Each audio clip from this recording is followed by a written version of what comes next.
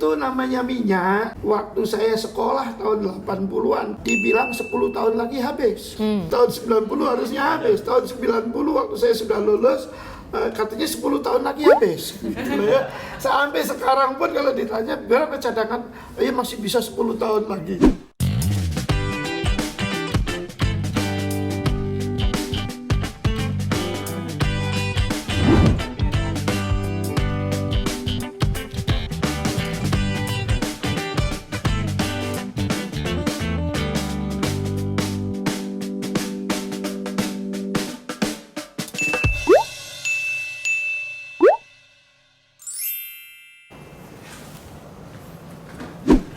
Selamat siang Prof. Loka, apa kabar?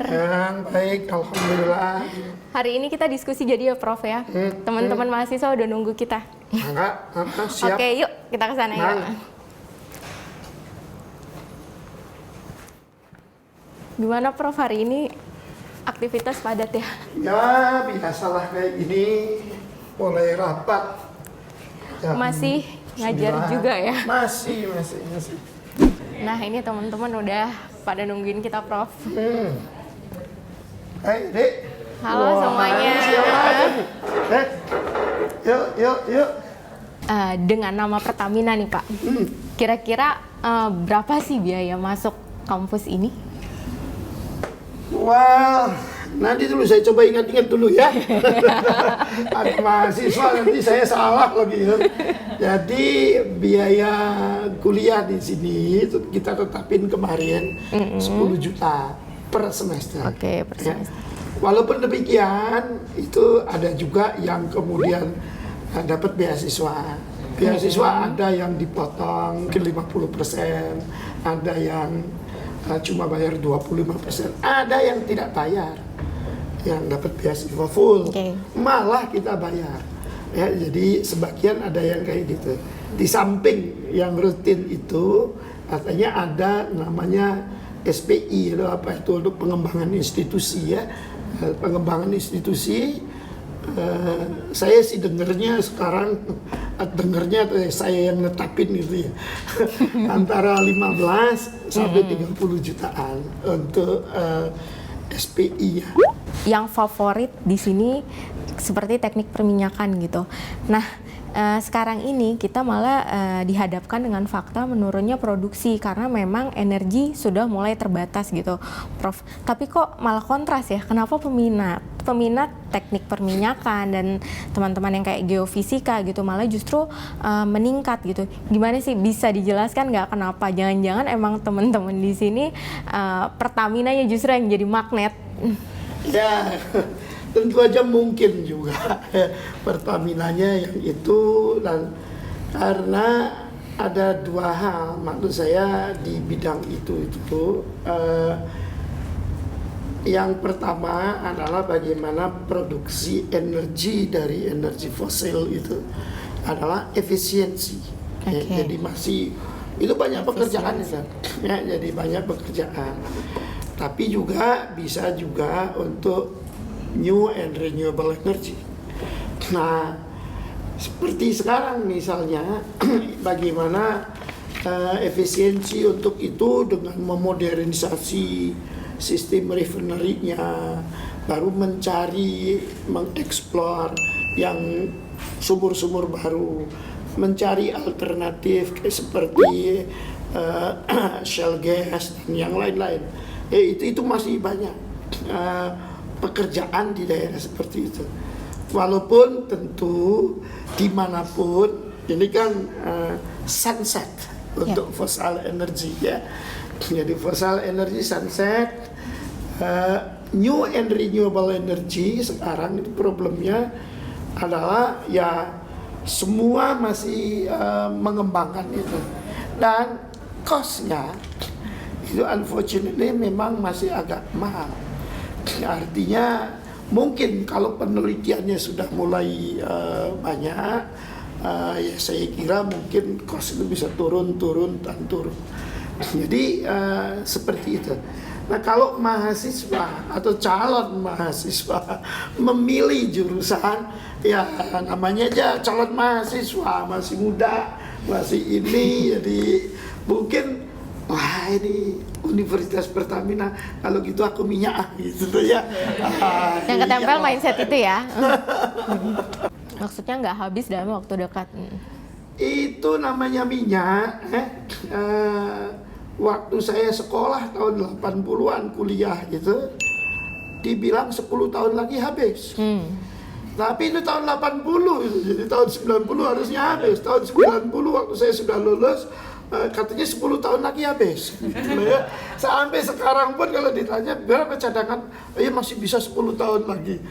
Karena sebetulnya kan masih juga mencari bentuk-bentuk yang lain. Bentuknya manusia kayak sekarang ada shell, apa itu? Shell oil gitu ya, yang banyak di US kayak shell gitu. Shell gas, kemudian juga ada oil enhanced recovery dari sumur-sumur tua kayak gitu. Itu pasti banyak kan yang model-model gitu. Saya dengar gini dari teman-teman saya yang di Bandung gitu, kayak misalnya sumur tua itu, maksudnya sumur itu diambil itu cuma sepertiga. Kalau sudah diambil sepertiga, kita bilang sumurnya udah tua, udah habis. Nah bayangkan kalau kita bisa ngambil sepertiga lagi, itu kan arti kayak sumur baru tuh ya. Kalau ngambilnya bisa 2/3 lagi sampai habis, ya itu susah. Jadi begitu Pak. Energi berbasis fosil udah nggak ramah lagi lingkungan gitu. Teman-teman mungkin juga udah akrab nih sama green life, green energy gitu. Kemana-mana kita udah bawa tumbler. Kemana-mana misal di warung kopi udah nggak butuh lagi nih yang namanya sedotan, karena udah bawa masing-masing nih di tasnya gitu. Nah ini juga mungkin yang udah jadi gaya hidup. Gimana sih kampus mendukung gerakan ini? Terus gimana juga teman-teman boleh ikut bersuara juga, gimana kalian dengan disiplin ilmunya melihat fakta ini? Kalau dihubungkan dengan energi fosil, itu mengarahnya energi fosil ini masih akan tetap tersedia untuk beberapa industri seperti petrochemical, kemudian kosmetik dan lain sebagainya. Seperti itu. Meskipun di tren dunia malah justru udah pindah gitu. Nah, pindahnya tapi kita di Indonesia masih berkutat dengan itu. Pindahnya energinya yang pindah. Tapi ini menggunakan minyak bumi untuk produk lain, maksudnya itu. Misalnya apa? Misalnya tadi kayak dari oil ini yang awalnya digunakan untuk menjadi bahan bakar kendaraan bermotor, ini masih tetap bisa digunakan untuk industri di plastik, petrochemical kayak gitu. Indonesia juga sekarang saya yakin masih akan terus bergantung dengan energi fosil selama Indonesia belum mampu untuk men-convert energi dari fosil energi ke renewable energy seperti itu. Tapi kalau industri sama transportasi bukannya mereka adalah bidang yang terbesar memakai energi fosil gitu? Ya. Sebenarnya ada satu industri lagi selain transportasi adalah industri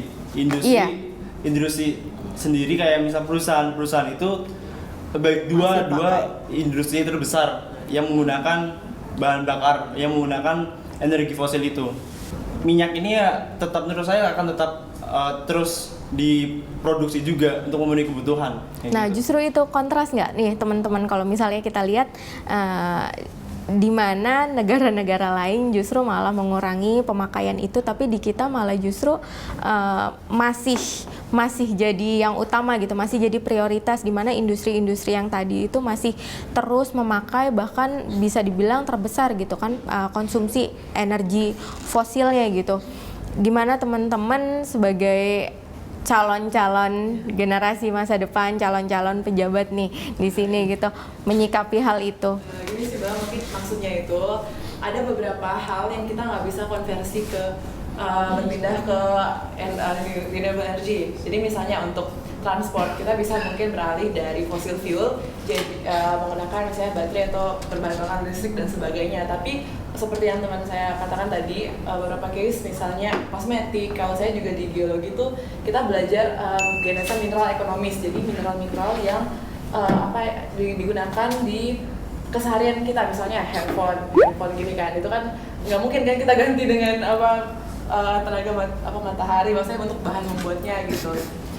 Seperti tadi yang disampaikan, makanya program studi seperti teknik perminyakan gitu-gitu, bukan berarti ketika kita beralih energi ke renewable energy itu teknik perminyakan, teknik geologi dan sebagainya itu akan mati gitu atau gitu. Jadi menurut saya maksudnya itu bukan hal yang kontra sih, tapi lebih ke berjalan bersama gitu. Jadi seiring kita berpindah energi, tapi juga ada banyak elemen di kehidupan manusia yang belum bisa lepas dari misalnya minyak dan juga mineral-mineral yang seperti yang disebutin tadi gitu. Oh iya Kak, kan tadi kalau teman saya bilang tidak dapat lepas dari elemen keseharian kita manusia, tapi minimal kan kita bisa mengurangi lewat gaya hidup kita yang baru, pakai tumbler, kita menggunakan stoder yang ramah lingkungan kayak gitu. Misalkan di program pendidikan komunikasi sendiri, itu semester lalu ketika saya ujian akhir semester itu diberikan tugas, kita diberikan project untuk keluar ke campaign ke SMA di Jakarta sekitaran Universitas Pertamina. Kita mengkampanyekan, ayo kita hidup sehat, kita tinggalkan plastik, kita pakai tumbler, pet bottle yang itu kita nggak usah pakai lagi. Kita bantu, kita betul-betul didik. Misal saya terakhir di SMA Negeri 70 Jakarta, kita ngelakuin itu, sosialisasi itu secara masif dan secara terstruktur dan baik. Alhamdulillah respon dari SMA-nya setelah kami cek ke sana juga, mereka senang menggunakan botol. Kira-kira seperti itu. Kalau sudut pandang kampus nih Prof, gimana mendukung gerakan yang justru malah renewable energy? Ya, pertama saya ingin koreksi ya. Jadi maksud saya begini, pemerintah sebetulnya juga ingin pindah dari energi fosil ke new and renewable energy. Jadi misalnya dengan menerapkan B30, di mana tidak hanya solar tetapi juga pakai biodiesel. Ya, walaupun tentu kan kita tidak bisa 100% langsung pindah ke kayak gitu, nggak bisa lah ya. Jadi kita bertahap. Nah, kalau itu tidak hanya sebelum pemerintah, PT Pertamina karena dia BUMN juga sedang mencoba untuk mencari-cari alternatif. Di PT Pertamina itu ada RTC namanya, Research and Technology Center. Nah, RTC ini sekarang banyak bekerja untuk renewable energy atau new and renewable energy, karena energi baru dan terbarukan. Tapi kembali itu kan masih riset, baru nanti hasilnya apa dikembangkan. Mungkin one day tidak kita gunakan lagi fossil energy. Minyaknya dipakai untuk yang tadi diceritain, untuk keperluan bukan keperluan energi tapi untuk keperluan yang lain. Jadi itu. Nah, kalau kemudian ditanyanya kampus Universitas Pertamina, maka kita juga mengantisipasi itulah ya. Jadi begini maksud saya, penelitian kita itu banyak fokusnya ke new and renewable energy. Tadi saya sampaikan kita punya kerjasama dengan RTC atau dengan apa untuk pengembangan lithium baterai agar kemudian misalnya bisa melakukan apa itu namanya bisa mengembangkan baterai. Kita punya juga proyek model project lah ya di Universitas Pertamina di lantai atas di apa namanya top roof ya, rooftop itu kita pasang untuk panel surya. Oh, ada panel surya. Panel suryanya kita kembangkan sendiri, bukan kita beli. Panel surya yang dikembangkan oleh dosen-dosen kita. Kemudian juga ada apa namanya wind turbine. Wind turbinnya juga kita desain dengan teman-teman sendiri, ya dosen-dosen kita. Dan sekarang misalnya di lantai 9 di Universitas Pertamina itu semua elektrisitinya pakai elektrisiti yang tadi saya katakan. Jadi pakai dari panel surya, wind turbine ya, sama wind turbine yang ada. Jadi kembali lah kita melakukan, tapi kan merubah itu tidak semudah membalikkan tangan. Oke, kalau tadi dari sisi kampus, kalau dari teman-teman nih yang sedang mendalami disiplin ilmunya, kira-kira sudah ada belum yang menciptakan suatu produk yang bisa bermanfaat bagi masyarakat? Memang kami sering membuat ya semacam inovasi, tapi bentuknya itu aplikasi. Dan aplikasinya ini tuh manfaatnya memang nggak melulu tentang energi, tapi memang secara berdampak untuk masyarakat secara general. Nah, salah satu aplikasi yang pernah kami buat, saya buat bersama dua teman saya lainnya, Riztia Zain dan Aris Dwi Prasetyo. Kami membuat aplikasi namanya Speechy. Jadi aplikasi Speechy adalah aplikasi yang dapat dapat menjadi jembatan komunikasi antara masyarakat normal dengan masyarakat penyandang tunarungu. Jadi gerakan bahasa isyarat yang dilakukan oleh penyandang tunarungu dapat diterjemahkan ke dalam bentuk teks yang dapat dimengerti oleh masyarakat normal, dan masyarakat normal yang ingin berkomunikasi dengan penyandang tunarungu dapat memberikan input berupa suara di aplikasi tersebut dan akan diterjemahkan ke bentuk teks yang dapat dimengerti oleh masyarakat penyandang tunarungu. Ya, jadi aplikasi itu kami buat menggunakan teknologi machine learning dan speech recognition dari Google, dan ini masih dalam tahap pengembangan. Kami juga sudah datang ke sekolah-sekolah tunarungu dan ke komunitas tunarungu dan untuk melihat apakah memang aplikasi ini dibutuhkan dan apakah dapat membantu masyarakat tunarungu, karena memang mereka kesulitan ketika ingin berkomunikasi dengan masyarakat normal pada umumnya. Ya, selain itu juga ada aplikasi yang dibuat oleh teman lainnya di program studi ilmu komputer, yaitu aplikasi Mataku. Jadi aplikasi Mataku adalah aplikasi yang dapat mendeteksi indikasi penyakit yang ada di mata. Jadi teman-teman bisa tinggal foto aja matanya, masukin ke aplikasi itu, nanti akan diindikasi apakah terkena katarak atau miopia atau bahkan buta warna, dan masyarakat juga bisa berkonsultasi tentang mata ke dokter-dokter yang ada di aplikasi tersebut. Udah terkoneksi sama dokter-dokter? Kalau itu masih tahap pengembangan sih, jadi kayaknya butuh konsultasinya masih dalam dikembangkan. Cuma kalau untuk kataraknya itu sudah jadi. Gitu. Ada lagi yang mau berbagi? Sekitar akhir tahun 2019 yang lalu, saya dan tim saya, ada Ahmad Athaillah dan Septiana Naunggulan dari Geologi Universitas Pertamina 2017, terpikirkan sebuah ide gitu. Gimana sih, kan sekarang lagi era digital gitu, gimana kita memanfaatkan era digital ini untuk keilmuan geologi gitu. Misalnya dalam hal ini lalu teman saya terpikirkan untuk membuat mengambil ide dari augmented reality. Mungkin ada yang tahu Pokemon Go, kan dulu viral gitu Pokemon Go. Nah, jadi konsepnya itu seperti menambahkan realita di realita kita sekarang ini dan untuk keilmuan geologi. Nah, waktu itu kami buatnya untuk mitigasi bencana. Nah, jadi Indonesia ini kan negara yang rawan bencana karena kondisi geografis kita, lewat sebuah aplikasi yang bisa diakses melalui handphone, karena kan di era seperti ini umumnya masyarakat semua udah punya handphone kan gitu. Jadi kita buat augmented reality untuk natural hazard disaster, di mana di aplikasi tersebut itu bisa menunjukkan model 3 dimensi dari suatu topografi atau suatu lahan gitu. Nah, jadi masyarakat yang membuka aplikasi tersebut bisa melihat kira-kira di daerah sini potensi bencananya tuh apa sih gitu. Apakah daerah yang saya tuju ini rawan bencana gitu. Bahkan selain waktu itu yang kami buat studi case-nya itu di lapangan geothermal yang mau akan dikembangkan, yaitu di Sinabung. Jadi gimana mitigasi bencana vulkanik gunung api, apakah itu daerah rawan bencana gunung api, bagaimana dampaknya nanti kalau ada letusan gunung api di daerah tersebut gitu. Itu kita bedakan dalam kategori warna.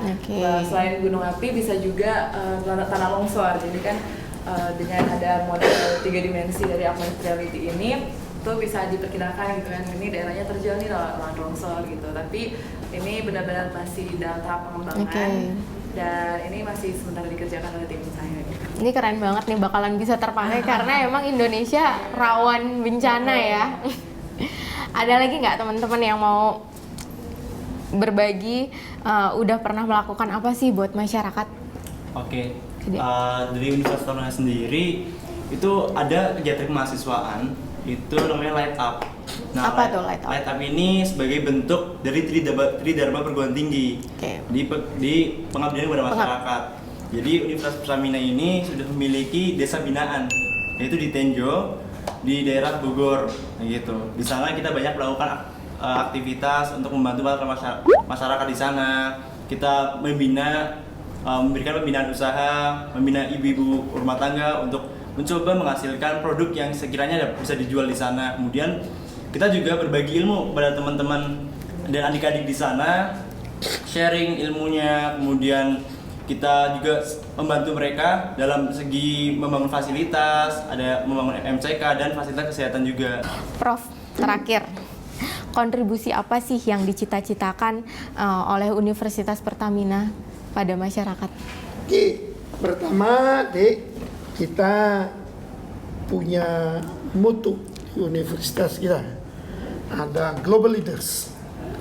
Dan kita fokus pada nanti ke depan kita ingin jadi Center of Excellence di New and Renewable Energy. Sebetulnya Center of Excellence on Energy. Ya, jadi world class university dengan fokusnya energi.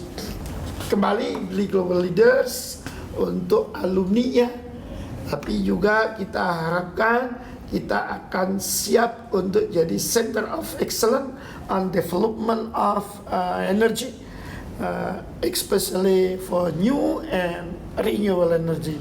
Dan kita siap untuk itu. Oke. Oke nih teman-teman, Prof, makasih banyak waktunya. Ini diskusinya menarik banget, tapi waktu kita terbatas. Mudah-mudahan kapan lain waktu kita masih bisa ketemu lagi, diskusi lagi, ketemu ngobrol-ngobrol santai kayak gini. Siap. Oke teman-teman, saya dari kompas.com pamit undur diri. Makasih banyak waktunya. Sampai ketemu lagi lain waktu.